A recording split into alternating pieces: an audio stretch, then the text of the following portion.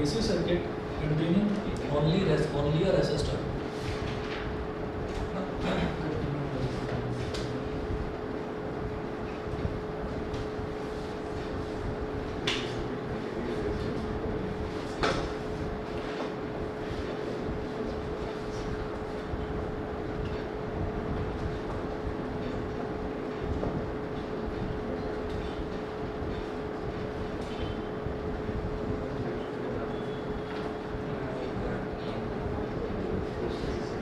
AC circuit containing only resistor. अब इसमें देखिएगा कि जब हमारे पास किसी सर्किट में सिर्फ रेसिस्टेंस है तो यहाँ पर हम ये कहेंगे suppose a resistor of resistance R is suppose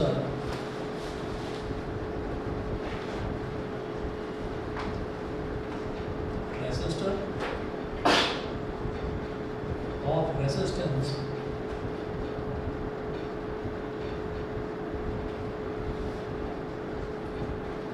R is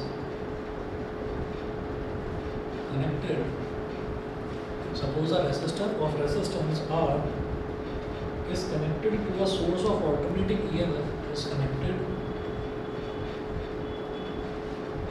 to a source of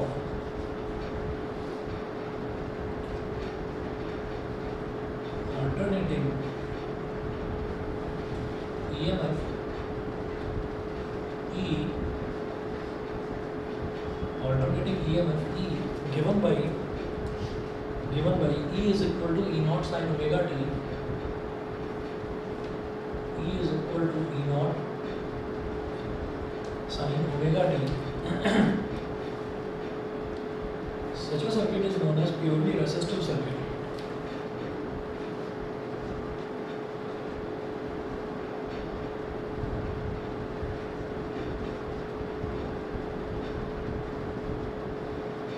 Such a circuit is known as purely resistive circuit.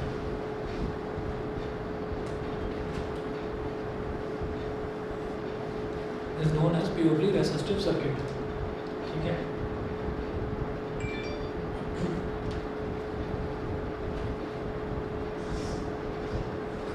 If capital I be the current, if capital I be the current in the circuit at instant t,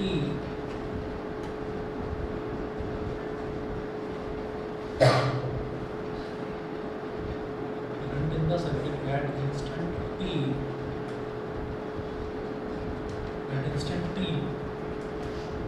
then the potential drop across R will be, then the potential drop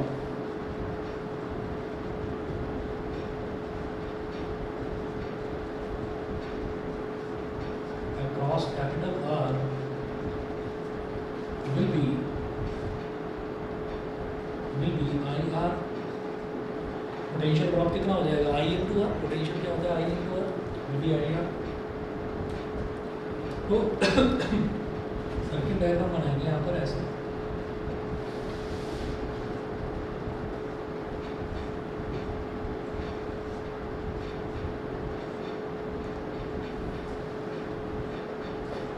ये है EMF E is equal to E naught sin omega t। ये circle बनाकर और ये जो इस तरीके का हम साइन वेव बनाते हैं, तो ये जो वेव हम बनाते हैं इस वेव का मतलब ये है कि जो हमने सोर्स अप्लाई करा है वो ऑल्टरनेटिंग सोर्स है, ऑल्टरनेटिंग करंट का सोर्स है। ठीक है, तो ये E is equal to E nought sine omega t और यहाँ पर हो गया R।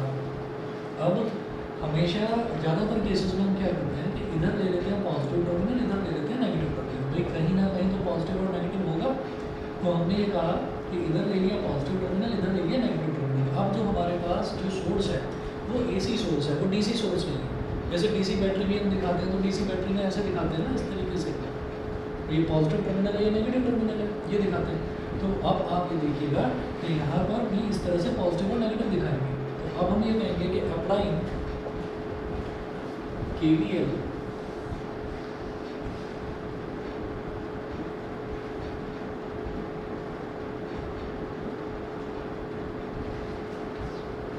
KVL दिस सर्किट, हम केवीएल लगाएंगे इस सर्किट में, तो वो क्या होगा कि हम कहीं से भी चले, मान लीजिए हमने यहाँ से चलना शुरू कर, तो इस जगह से जब हम चलना शुरू करेंगे तो पहले नेगेटिव टर्मिनल आएगा, ठीक है, तो क्या बोलेंगे उसको माइनस ई, और फिर करंट हमेशा पॉजिटिव में से निकलता है, तो आई इस तरह से जाएगा यहाँ तक, तो माइनस ई प्लस आई, और फिर उसके बाद यहाँ पर आकर कंप्लीट हो जाएगा जो सर्किट है।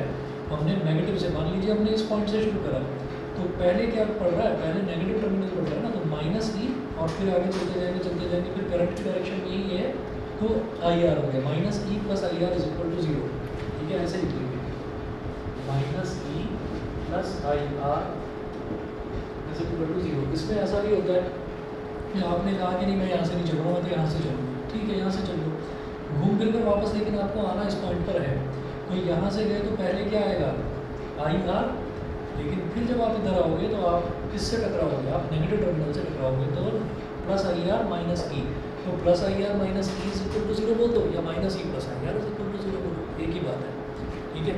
तो देखिएगा यहाँ से क्या हो जाएगा, minus E is equal to minus I R, minus से माइनस कर दिया, ई की जगह क्या हो गया, naught sine omega t is equal to I R, तो आई क्या हो गया, E not upon R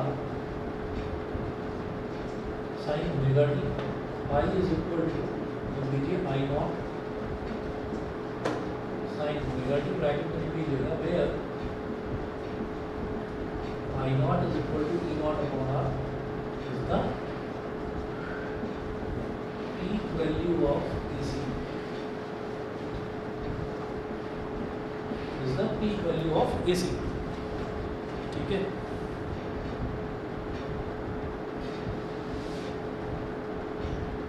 is the peak value of AC, तो I is equal to I not sine omega t. और हम कितने भी सर्किट्स इसमें देखेंगे, ये देख रहे हैं प्योरली रेसिस्टिव सर्किट, मतलब इस सर्किट में रेसिस्टेंस के अलावा और कोई कंपोनेंट नहीं लगा हुआ, सिर्फ रेसिस्टेंस लगा हुआ है। तो जो ऐसा सर्किट होता है, ऐसे सर्किट में हम ये कहेंगे कि I is equal to I not sine omega t आया, तो हम हर एक में क्या करेंगे, हम हर एक में ये कहेंगे कि हमारे पास एक ऑल्टरनेटिंग ईएमएफ का सोर्स दे रखा होगा, E is equal to E nought sine omega t, और हमको उससे करंट निकालना होगा, तो ईएमएफ हमें दे रखा होगा, ईएमएफ की हेल्प से हमें करंट निकालना होगा, तो I is equal to I not sine omega t इस तरह से होगा, ठीक है।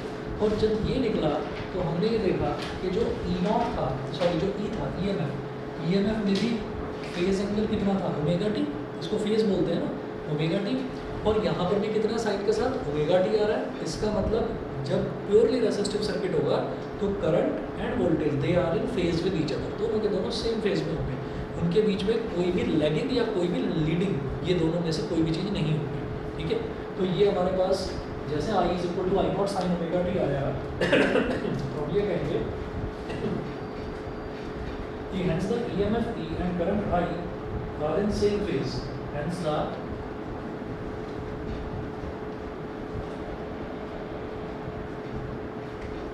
EMF E and current I are in same phase in a purely same phase in a purely resistive circuit.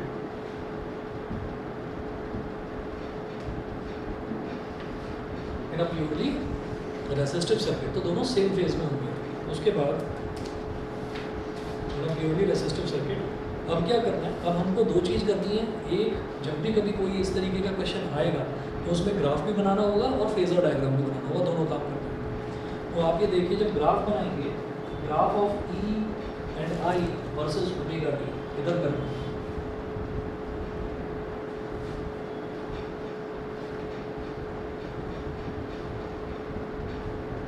यहाँ पर ले लो omega T,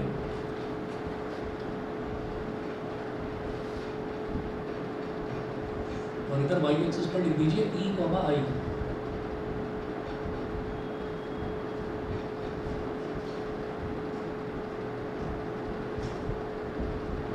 E comma I.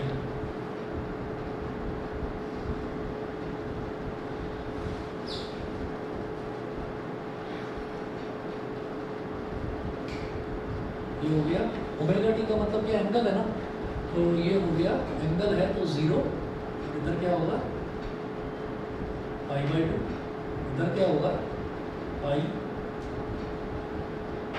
By 2, इधर क्या होगा 2 पाई, और यहाँ पर मेंशन कीजिएगा, यहाँ पर मेंशन कीजिएगा ई नॉट, और ये जो ग्राफ है ये ग्राफ हो गया किसका ई का, ई यानी कि ईएमएफ का ग्राफ हो गया, ठीक है।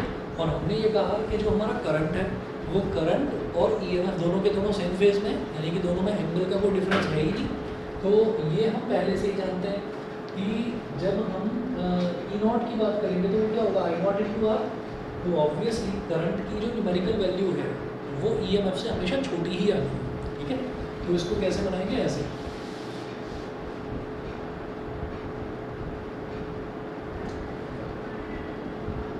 ग्राफ आप देखना, ग्राफ कैसा बन रहा है, बिल्कुल ऐसा पैरेलली बन रहा है, बिल्कुल इसी के जैसा बन रहा है, लेकिन जो पीक वैल्यू है पीक वैल्यू में फर्क है। तो ये आई नॉट हो गया और ये वाला ग्राफ हमारा किसका हो गया आई का। तो इसमें हम ये बोलेंगे figure a graph of E and I versus omega T, E and I versus omega T, तो ये उसका ग्राफ हो गया। अब बनाएंगे फेजर डायग्राम। फेजर डायग्राम का मतलब क्या है कि आपको पूरा का पूरा वो सर्कल नहीं बनाकर दिखाना, फेजर डायग्राम में बस आप ये बताएंगे कि क्या दोनों में कोई फेज डिफरेंस है या नहीं, तो यहाँ पर तो कोई फेज डिफरेंस है ही नहीं।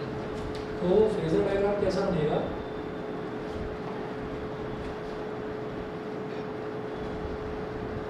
इधर वाई एक्सिस दिखा दिया आपने, वाई और वाई डैश, और इधर दिखा दिया एक्स एक्सिस, ठीक है, वाई वाई डैश, और इधर एक्स एक्सिस दिखा दिया, और फिर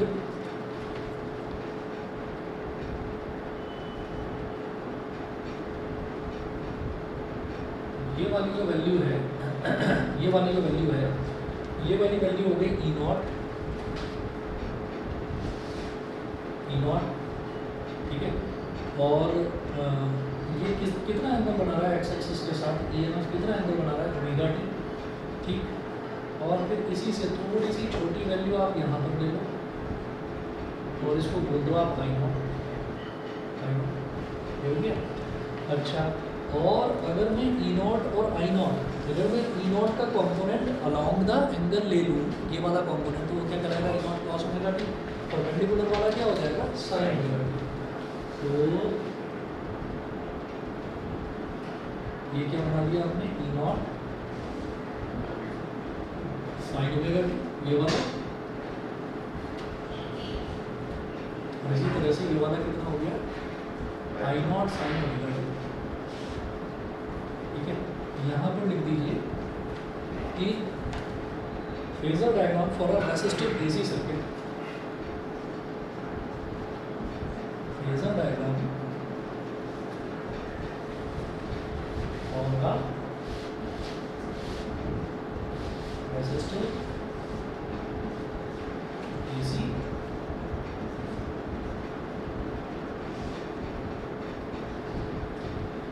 सर्किट, तो रेसिस्टिव एसी सर्किट का ये फेजर डायग्राम हो गया, ठीक है। तो ये था जहाँ पर सिर्फ हमारे पास रेसिस्टेंस हो। अब करेंगे कि सिर्फ अगर हमारे पास इंडक्टेंस हो तो क्या करेंगे, ये मिटा दूँ इधर से,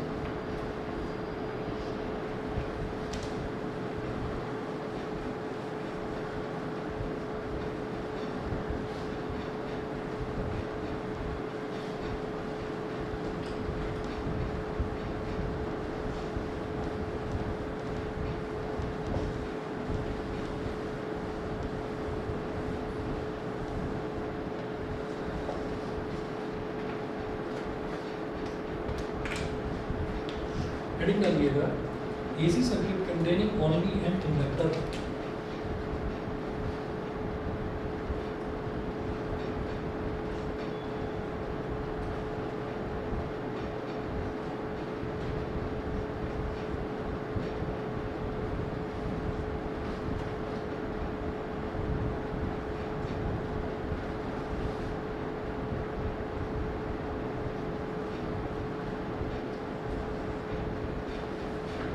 AC circuit containing only an inductor, तो ऐसा एसी सर्किट जिसमें सिर्फ इंडक्टर हो, तो यहाँ लिखेंगे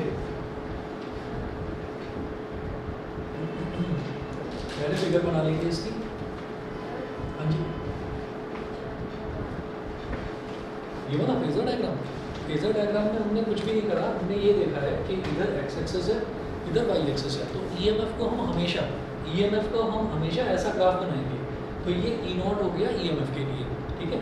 और जो करंट है, क्योंकि जब हमने करंट निकाला तो करंट भी यही आ रहा है आई नॉट साइन ओमेगा टी, तो इसका मतलब करंट और ईएमएफ दोनों सेम एंगल बना रहे हैं ओमेगा टी, ठीक है ना। तो इसलिए हमने करंट को बस इससे थोड़ा सा, इसी सेम लाइन पर इससे थोड़ा सा पीछे एरो बनाकर दिखा दिया, क्योंकि करंट की वैल्यू ईएमएफ से थोड़ी कम होती है हमेशा, ठीक है। तो इसमें दोनों के दोनों सेम फेज में है, तो ऐसा बना देंगे, ठीक। उसके बाद अब इंडक्टिव सर्किट में क्या होगा वो अभी देखते हैं।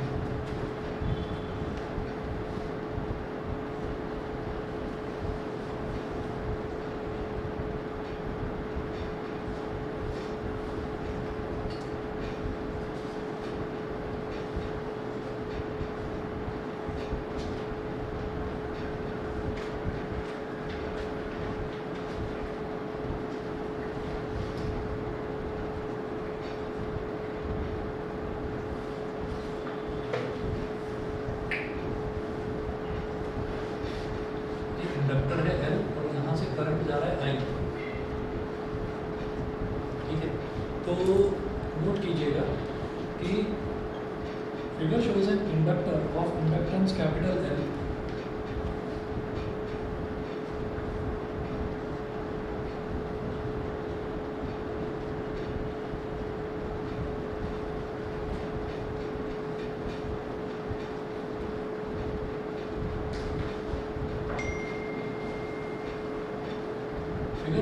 inductor of inductance capital L, inductance capital L connected to a source of alternating EMF E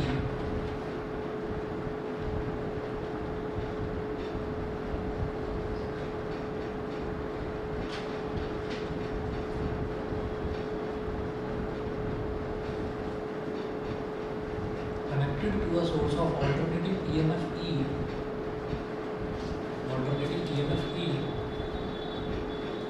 given by E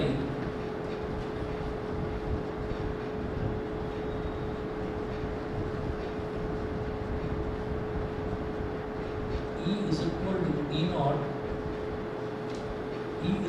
E naught sin omega T, ठीक है। वैसे ही हम शुरुआत लेते हैं E is equal to E naught sin omega T से ही लेकर चलेंगे। फिर हम ये कहेंगे कि this is a case of purely inductive circuit, क्योंकि इसमें रेजिस्टेंस वगैरह कुछ भी नहीं है। तो this is a case of purely inductive circuit by applying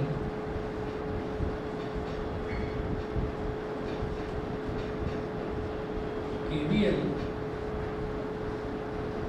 in this circuit by applying KVL in this circuit। इस सर्किट में अगर KVL अप्लाई करें तो अगेन वही काम करिए कि जैसे यहाँ से हमने मान लीजिए स्टार्ट करा, तो पहले क्या पड़ेगा नेगेटिव टर्मिनल, तो क्या बोलेंगे माइनस ई।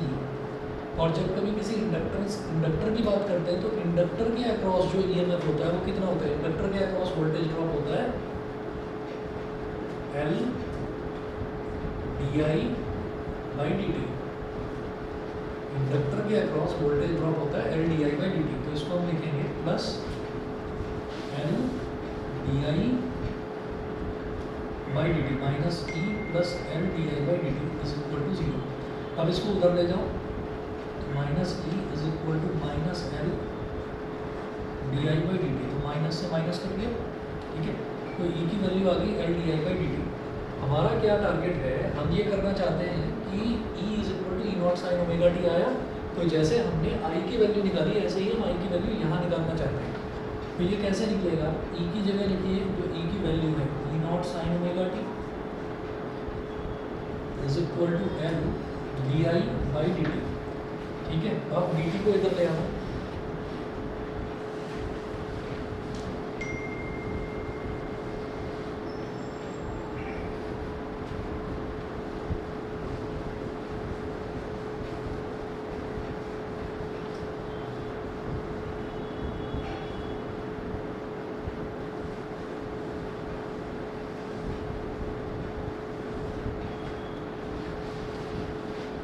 तो ये हो गया एल डी आई, और डी टी को इधर ले आओ,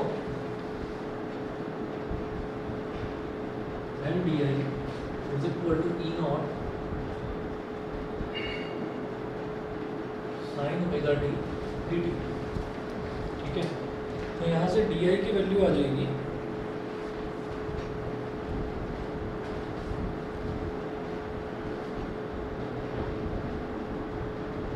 D I is equal to E not upon L sine omega t D T. ठीक है, अब लिखेंगे इंटीग्रेटिंग बोथ साइड्स,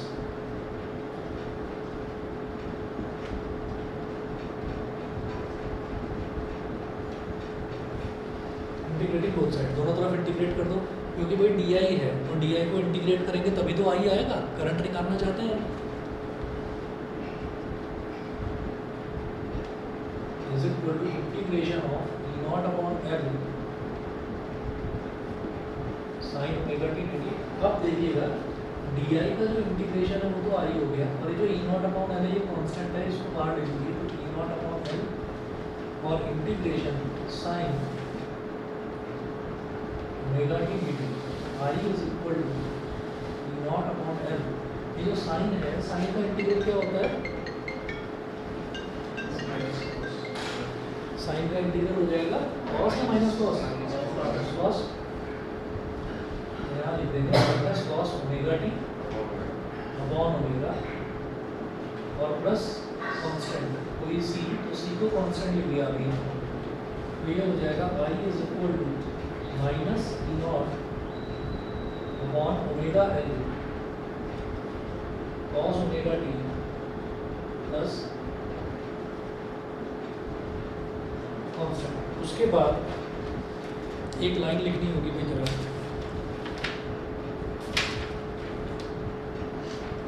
फिर लिखेंगे as the applied EMF is sinusoidal.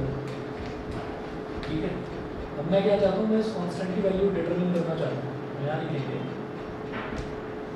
उसके लिए लिखवा रहा हूँ जो कुछ लिखवा रहा हूँ, as the applied EMF is sinusoidal, as the applied EMF is sinusoidal, comma we expect the current also to be sinusoidal, we expect the current also to be sinusoidal, we expect the current also to be sinusoidal, full stop, thus the average of current I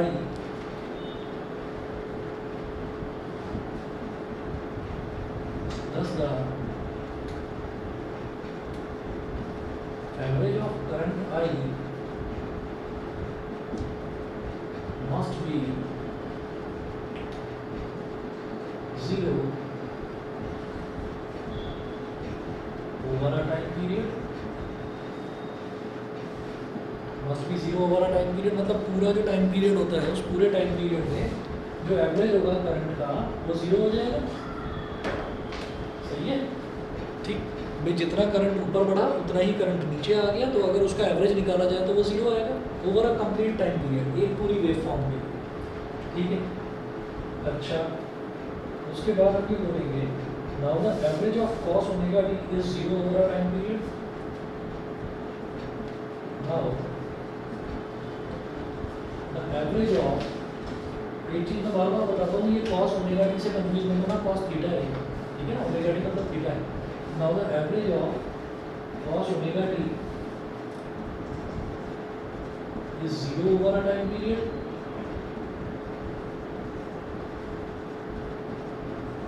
ठीक है, cos का भी जो graph जाता है वो भी ऐसे ही जाता है कि जितना ऊपर उठेगा उतना ही नीचे जाएगा पूरे एक टाइम पीरियड कैपिटल टी में। तो जो ये कॉस है, अगर हम पूरे टाइम पीरियड की बात करते हैं, जब भी मुझे कांस्टेंट ऑफ इंटीग्रेशन निकालना होता है तो हम ये कहते हैं कि भाई आप कोई एक चीज़ डिफाइन करिए, तो हम ये कहेंगे कि चलिए हमने एक चीज़ ले ली, हमने टाइम को डिफाइन कर दिया। कांस्टेंट तो कांस्टेंट है ना, कांस्टेंट तो कांस्टेंट है, तो इसमें जो भी चीज़ वेरी हो रही है उसको आप कितना भी वेरी करो कांस्टेंट चेंज नहीं होना चाहिए, कांस्टेंट की वैल्यू फिक्स आनी चाहिए। तो हमने ये कहा कि जब कांस्टेंट फिक्स है तो हमने स्मॉल टी की जगह कैपिटल टी ले लिया टाइम पीरियड। ठीक है। और जब कैपिटल टी लेंगे तो कैपिटल टी लेते ही हमारे पास क्या हो जाएगा, कैपिटल टी की वैल्यू डाल देंगे, ठीक है। तो जब कैपिटल टी की वैल्यू डालेंगे तो हम ये कहेंगे कि भाई हमारे पास जो कॉस है, कॉस की वैल्यू भी ज़ीरो आ जानी है, ठीक। और जब हम पूरे टाइम पीरियड के लिए बात करेंगे तो एवरेज करंट का भी ज़ीरो आ जाना है, क्योंकि करंट जो है वो साइनोसॉइडल होता है। साइनोसॉइडल मतलब साइन वेव की तरह चलता है, ऑल्टरनेटिंग करंट। तो भाई ये भी ज़ीरो, ये कॉस ज़ीरो, तो इसका मतलब ये भी ज़ीरो इंटू एनीथिंग, ये भी ज़ीरो, तो इसका मतलब कॉन्स्टेंट की वैल्यू ज़ीरो ही आएगी। भाई जब इधर ज़ीरो आ गया और ये ज़ीरो आ गया तो zero plus anything is equal to zero आ रहा है, तो वो जो एनीथिंग है वो भी तो ज़ीरो ही होगा, ठीक है। सर आई कैसे ज़ीरो है? आई इस वजह से ज़ीरो है क्योंकि जो अप्लाइड ईएमएफ है वो साइनोसॉइडल है, अप्लाइड ईएमएफ जो है वो साइनोसॉइडल है। तो हम ये एक्सपेक्ट करते हैं कि करंट भी साइनोसॉइडल ही आएगा, ठीक है ना। और जब करंट साइनोसॉइडल है तो साइन की जो पूरी एक कंप्लीट वेव फॉर्म जो होती है, मतलब टाइम पीरियड कैपिटल टी में साइन की वैल्यू भी ज़ीरो आती है, तो इस वजह से ज़ीरो होती है। सिमिलरली कॉस की भी बिल्कुल ज़ीरो आती है। हाँ, टैन बिल्कुल अलग तरीके से, आई की जगह हमने I not sine omega t ले लिया, I is equal to I not sine omega t हमने कंसिडर करा, तो ये इस तरीके से होगा। अच्छा, इसके बाद हाँ, कॉस की ज़ीरो इस वजह से क्योंकि साइन और कॉस जो है ना कॉम्प्लीमेंट्री एंगल होते हैं। तो कॉम्प्लीमेंट्री एंगल ये है कि अगर ये जो है ये ऊपर की तरफ जा रहा है तो कॉस जो है वो नीचे की तरफ जाएगा। ये साइन का वेव नीचे की तरफ है तो कॉस का ऊपर की तरफ, तो कुल मिलाकर साइन का भी एक उसमें कंप्लीट में जितना वो नीचे गया उतना ही ऊपर जाएगा कंप्लीट एक टाइम पीरियड के लिए। तो कॉस का भी टोटल जो है वो ज़ीरो ही आएगा, साइन और कॉस। हाँ बिल्कुल अल्टरनेट जाएगा। तो हम ये कहेंगे कि जब हम पूरे टाइम पीरियड के लिए, टाइम पीरियड यहाँ से लेकर यहाँ तक वाला कैपिटल पी, जब मैं इसके लिए निकाल रहा हूँ तो इसके लिए साइन का एवरेज भी ज़ीरो, कॉस का एवरेज भी ज़ीरो। साइन यहाँ पर आएगा, कॉस यहाँ पर आ रहा है, तो ये भी ज़ीरो, ये भी ज़ीरो, तो हमारा कॉन्स्टेंट भी ज़ीरो, ठीक है ना। Therefore constant of integration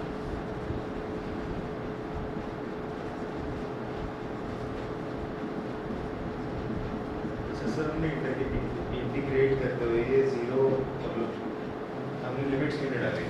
limits हमारे पास थी ही नहीं। हम तो क्या करना चाह रहे हैं, हम आई निकालना चाह रहे हैं। मैं बताता हूँ, हम आई निकालना चाह रहे हैं तो आई क्या होती है, आई होती है इंस्टेंटेनियस वैल्यू ऑफ करंट। तो जब इंस्टेंटेनियस तो मैं किसी भी इंस्टेंट पर मैं एक ऐसा जनरल रिलेशन निकालना चाहता हूँ जो हर जगह एप्लीकेबल हो, ठीक है। तो सर कॉस ओमेगा टी तो हमारी इक्वेशन में हमेशा ही रहेगा। हाँ कॉस ओमेगा, हाँ हमेशा नहीं रहेगा। कॉस ओमेगा टी क्या हुआ कि यहाँ पर आया क्योंकि मेरे को इंटीग्रेट करना पड़ा, आई की वैल्यू निकालना पड़ा। तो सर अच्छा अब हम ये करेंगे कि कांस्टेंट हटा देंगे, फिर उसके बाद हमें ओमेगा टी इक्वल्स टू 0 रखेंगे, फिर कॉस हटा देंगे। हाँ जब हम उसके बाद क्या करेंगे उस पर आओ। सर बट इंस्टेंटेनियस करंट के लिए भी लिमिट तो होनी चाहिए ना, मतलब अगर हम इंटीग्रेट करके कुछ निकाल रहे हैं, अगर हम एक इंस्टेंट पे निकाल एक्चुअली वो जो लिमिट है वो लिमिट ही हमने क्या ले ली, 0 से t ले ली, ठीक है। तो ये जो हम सॉल्व कर रहे हैं ना बेसिकली ये एक डिफरेंशियल इक्वेशन है, और डिफरेंशियल इक्वेशन में लिमिट जो होती है, मतलब डिफरेंशियल इक्वेशन को सॉल्व करने के दो तरीके होते हैं। एक तो ये है कि आप यहाँ पर टाइम लिमिट ले लें 0 से t, है ना, ऐसे यहाँ पर भी 0 से t, तो फिर मेरे को इसको पूरा डिफाइन करना पड़ेगा। और एक तरीका ये होता है कि आपने कोई एक पर्टिकुलर वैल्यू ले ली, तो हमने कहा कि भाई हम तो टाइम t के लिए निकालना चाह रहे हैं, तो टाइम t के लिए अगर आप निकालोगे तो कॉन्स्टेंट वैल्यू 0 आ जाएगी। कुल मिलाकर ये है, भाई देखो दो तरीके होते हैं, एक तो ये है कि लिमिट लेकर कर लो, और एक तरीका ये है कि डायरेक्टली ऐसे समझा कर कर लो उसको, तो उसको समझा तो 2 लाइन काफ़ी। मतलब सर लिमिट्स हमारी वेरिएबल है। हाँ लिमिट्स जो है वो वेरिएबल है। मैं एक जनरलाइज एक्सप्रेशन निकालना चाह रहा हूँ आई के लिए, तो सब जगह लग जाए। तो कांस्टेंट ऑफ इंटीग्रेशन जो है ये भी हमारा 0 हो गया। देयरफॉर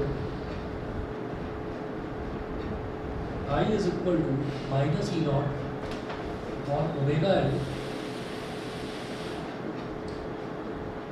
और कॉस ओमेगा टी। अब हमें क्या करना है इसके बाद हम क्या चाहते हैं कि हम ये चाहते हैं कि जब आई हम निकाल रहे हैं तो इधर कॉस ना आए, इधर साइन आ जाए।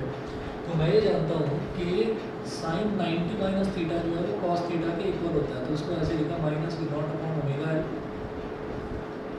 और साइन 90 माइनस थीटा कर दिया, कॉस थीटा के इक्वल हो गया ही, sine 90 minus theta cos theta होता है। और फिर नेगेटिव को ले जाओ अंदर, अच्छा ये हो जाएगा ई नॉट अपॉन ओमेगा एल तो वो साइन माइनस थीटा हो जाएगा, तो ये क्या हो जाएगा sine omega t minus pi by two, I is equal to I not sine omega t minus pi by two. तो ये प्योरली इंडक्टिव सर्किट के लिए ये हमारे पास करंट का एक्सप्रेशन आ गया, ठीक है। I is equal to I not sine omega t minus pi by two. तो यहाँ से क्या दिखाई दे रहा है कि जो करंट है वो वोल्टेज के कंपैरिजन में, मतलब ईएमएफ के कंपैरिजन में वो 90 डिग्री पीछे चल रहा है, ठीक है ना। मतलब it is lagging behind the voltage by a phase difference of pi by to, समझ गए। अच्छा तो यहाँ पर आप ये लिखेंगे where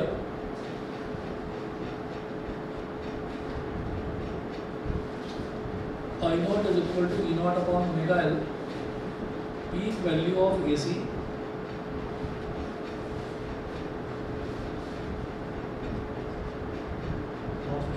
in an inductive circuit.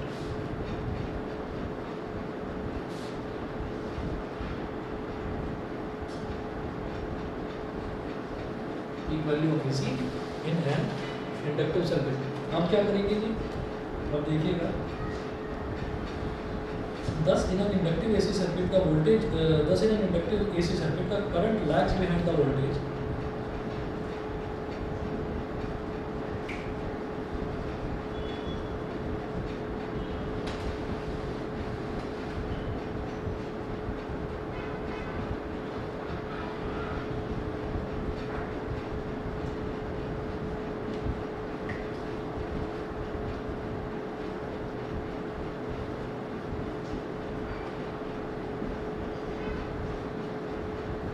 lags behind the voltage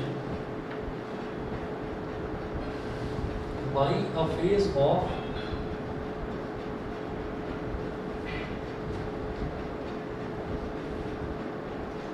I by 90 degree phase से वो लैग बिहाइंड कर जाएगा, पीछे रहेगा, ठीक है। अच्छा जी, अब क्या करेंगे अब इसका ग्राफ बनाना है और फेजर डायग्राम बनाना है। ग्राफ और फेजर डायग्राम के बिना पूरा जो आपकी मेहनत है वो बेकार मानी जाएगी, टीचर नंबर नहीं देगा उसको, ठीक है, ध्यान देना। चलिए जी, ये मिटा रहा हूँ।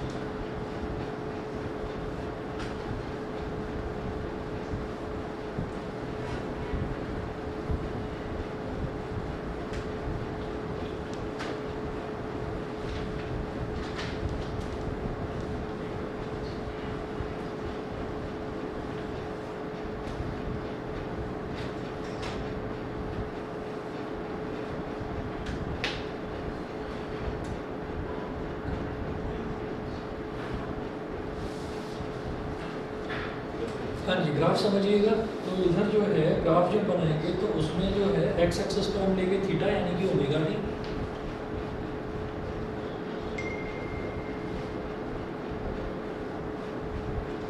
वाई एक्सिस पे ई और आई ये लेंगे। अब देखिएगा हमने ई जो बनाया वो तो इस तरह से बनाएंगे,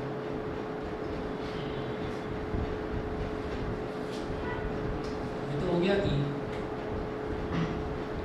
0 पाई बाई 2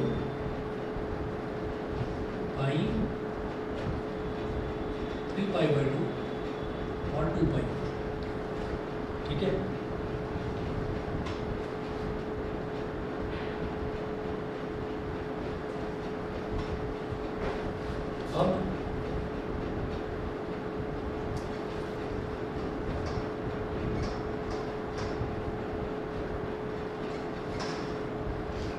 अब करंट जो है वो करंट इससे 90 डिग्री अंदर पीछे है, ठीक है, 90 डिग्री पीछे है।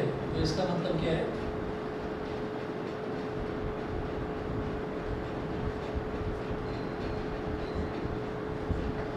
ये हो गया माइनस पाई बाई 2, ठीक है, यहाँ तक क्लियर है। अब आप ये देखिएगा कि अब इसमें क्या होगा कि वो 90 डिग्री पीछे है, इसका मतलब क्या है कि यहाँ से अगर हम बात करें माइनस पाई बाई 2 तो इससे 90 डिग्री पीछे हो गया। तो हम ये कहेंगे कि भाई जब ईएमएफ यहाँ जा चुका होगा, जब ईएमएफ यहाँ जा चुका होगा तो उस टाइम जो करंट है, मतलब ईएमएफ जो है वो पाई बाई 2 उससे आगे चल रहा है, तो इसका मतलब क्या है कि ईएमएफ अपनी मैक्सिमम पोजीशन पर जब पहुंचेगा तो करंट अपनी मिनिमम पोजीशन पर आएगा, मतलब करंट तब स्टार्ट करेगा। ये समझे? इसमें हम ये कहेंगे कि जैसे ईएमएफ ने तो यहाँ से स्टार्ट कर दिया, ठीक है भाई, करंट जो है वो लैग बिहाइंड कर रहा है। लैग बिहाइंड करने का मतलब क्या है कि ईएमएफ ने तो यहाँ से नॉर्मली स्टार्ट कर दिया, ठीक है, लेकिन जो करंट है वो करंट π/2 पीछे चल रहा है, यानी कि जब ईएमएफ अपने मैक्सिमम वैल्यू पर पहुंच चुका होगा करंट तब स्टार्ट करेगा, क्योंकि वो उससे π/2 अंदर पीछे चल रहा है। तो करंट ने यहाँ से स्टार्ट करा तो ऐसे ऐसे और ऐसे जो है ये जाएगा कहाँ तक? ये 3π/2 तक जाएगा, क्योंकि कितने भाई गैप कितने का चाहिए? पाई का चाहिए ना। ये 0 से पाई हो गया तो 3π/2 और π/2 में गैप बताओ कितना हो गया? 3π/2 माइनस π/2 इज 2π/2, यानी कि पाई। ऐसे और फिर ऐसे, ये ठीक है, ये थोड़ा टेढ़ा हो गया। प्रोजेक्टाइल भी देगा इसको। ये नीचे वाला तो ठीक है। हाँ सर अब पाई क्या कीजिए? पाई पे मैक्सिमम होना चाहिए ना करंट। वो पाई पर मैक्सिमम होना चाहिए, थोड़ा अजीब हो रहा है। सर बट ऐसा असली में होगा क्यों?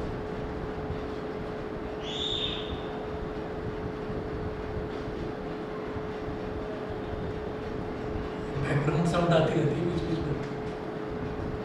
बाहर से ये घर के अंदर से ही आई थी अभी आवाज़। मतलब यहाँ से प्लेन बाहर से आई थी, मुझे लगा अंदर से। हाँ, तो अब हम ये कहेंगे, ये देख तो रहे हैं कि भाई वो π/2 पीछे रह गया। अच्छा, एक्चुअल रीज़न उसका हाँ सर उसका एक्चुअल रीज़न ये है कि जो इंडक्टर है ना, इंडक्टर एकदम से काम नहीं करेगा। इंडक्टर जो है वो एक्चुअली है क्या? कॉइल ही तो है, सोलेनॉइड ही तो है, तो वो बैक ईएमएफ पर काम करता है। वो बैक ईएमएफ पर काम करता है, और वो बैक ईएमएफ कब बनती है उसकी? वो धीरे धीरे इंड्यूस होती है, धीरे धीरे बढ़ती है उसके अंदर। तो जो ईएमएफ थी, जो ओरिजिनल ईएमएफ थी, यानी कि जो सोर्स था, वो तो हमने शुरुआत में ही अप्लाई करवा दिया है। और वो जैसे मान लीजिए हमारे पास इंडक्टर हम कहाँ पर यूज़ करते हैं? इंडक्टर हम जनरली यूज़ करते हैं हीटर्स में, गीज़र्स में, इन सारी डिवाइसेस में यूज़ करते हैं इंडक्टर, जहाँ पर हमको हीटिंग इफेक्ट चाहिए होता है। तो जो इंडक्टर है, जैसे मान लीजिए हमने प्रेस को ऑन करा था, क्या वो एकदम से आग बबूला हो जाती है ना? या गीज़र एकदम से पानी गर्म कर देता है, टाइम लगता है। तो क्या है कि वो धीरे धीरे वो अपनी पीक वैल्यू पर पहुँचता है। तो वो करंट होता है, क्योंकि ईएमएफ तो हम शुरुआत में अप्लाई कर ही रहे हैं। जैसे घर में जो ईएमएफ है वो 220 वोल्ट है, तो वो 220 वोल्ट तो हम अप्लाई कर ही रहे हैं, लेकिन उसका जो करंट है वो धीरे धीरे राइज करता है। तो करंट हमेशा पीछे ही चलता है उससे, ईएमएफ से, ठीक है। इंडक्टर के केस में करंट हमेशा पीछे चलता है। अब मैं कैपेसिटर का केस करूँगा तो कैपेसिटर में करंट हमेशा आगे चलता है। उसका रीज़न ये है कि कैपेसिटर में थोड़ा बहुत चार्ज पहले से ही स्टोर रहता है, तो आपके वोल्टेज अप्लाई करने से पहले, ईएमएफ अप्लाई करने से पहले ही उसके अंदर करंट है। अब उस चीज़ को हम मैथमेटिकली प्रूव करके दिखाते हैं कि कैपेसिटर के केस में कैपेसिटर का जो करंट है वो 90 डिग्री फेज एंगल आगे चलता है, और जो इंडक्टर है, इंडक्टर का जो करंट है वो 90 डिग्री पीछे चलता है। बस ये चीज़ है, ठीक है। तो वो एग्जैक्टली 90 डिग्री क्यों है पीछे, वो हमने देख लिया है यहाँ पर, ठीक है। और पीछे है क्यों, वो आपको समझ में आ गया होगा कि धीरे धीरे करंट राइज होता है उसमें, ठीक है, इंडक्टर। तो अब इसको कंप्लीट करने के लिए मैं ये कहूँगा कि ये जो वेव है, वेव सिमेट्रिकल होनी चाहिए, तो सिमेट्रिकल होनी चाहिए, तो भाई ये ऐसे जाएगी। अब ये पीछे वाला चाहे आप दिखाओ ऐसे करके छोड़ो, बस ये आपको समझाने के लिए करा था। ये सिमेट्रिकल जाएगी तो ऐसे। तो इसमें किसी भी बच्चे के दिमाग में ये ना आए कि भाई नीचे से शुरुआत इसकी क्यों होगी, ठीक है ना। हमने ये कहा कि वेव को अगर हम पीछे करने की कोशिश करें तो वो इस तरीके से जाएगी। तो इसका मतलब क्या है कि करंट जो है, करंट कोई लीकेज करंट भी, मतलब ओरिजिनल इंस्टेंट पर उसके करंट जो है वो था ही नहीं, बिल्कुल ही खत्म था, नेगेटिव की तरफ था इंडक्टर। मतलब सिर्फ पीछे की तरफ आ गया ना।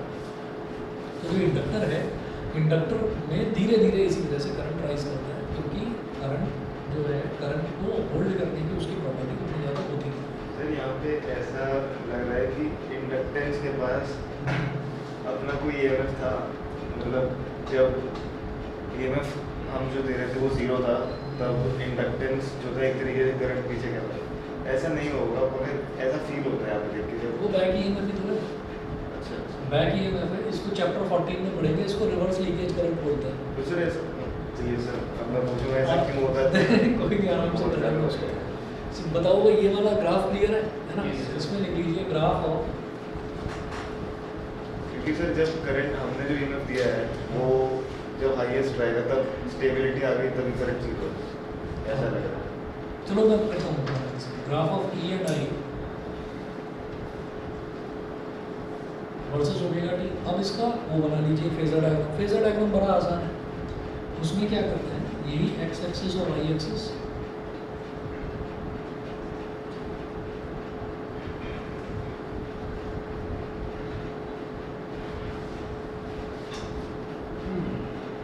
ये ई नॉट हो गया। इसको तो हमें हमेशा ऐसे ही बनाना है ओमेगा टी, लेकिन मुझे पता है कि करंट जो है वो इससे लैग बिहाइंड कर रहा है, पीछे कितना पीछे है, 90 डिग्री पीछे। तो करंट जो ये लेंथ है, ये लेंथ उसका मैग्नीट्यूड शो कर रहा है, और मैग्नीट्यूड करंट का ईएमएफ से हमेशा कम ही आएगा। तो आप ऐसे बोलिएगा, बस इतना निकालते हैं ऐसे। और ये जो एंगल है ये 90 डिग्री, यानी कि ईएमएफ से पूरा 90 डिग्री पीछे है। That's it. इस तरह से चलता है, ठीक है। तो यहाँ पर आप क्या करेंगे, diagram of inductive circuit. Sir ये सेल्फ इंडक्टेंस की वजह से क्या बैक ईएमएफ हर जगह पे सेल्फ इंडक्टेंस ही है, उसको नॉर्मली इंडक्टेंस ही बोलते हैं। अच्छा हाँ वहाँ पे भी पढ़ा था। तो बस इतना कर लीजिए, और भाई अगली 2-3 क्लासेस में मिस मत करना, ठीक है ना। ये रेसिस्टिव सर्किट में आपने देख लिया कि दोनों सेम फेज में है, इंडक्टिव में आपने देख लिया कि 90 डिग्री पीछे है, कैपेसिटिव में 90 डिग्री आगे जाएंगे, फिर आर और एल को कंबाइन करेंगे, आर और सी को कंबाइन करेंगे, फिर आर एल सी कंबाइन करेंगे, ठीक है। चलिए जी, तो आज फिर इतना ही कर लीजिए, और बस फटाफट निकल जाओ क्योंकि बारिश धीमी है, जा सकते हैं।